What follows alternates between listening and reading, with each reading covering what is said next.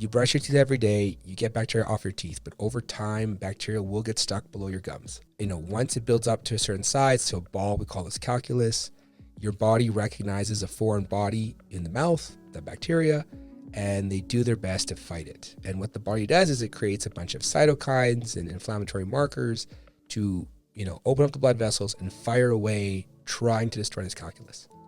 Problem is that all these things that the body creates actually doesn't destroy bacteria at all. And in the short term, it's going to destroy the tissue, but in the longer term, it's going to destroy the ligaments.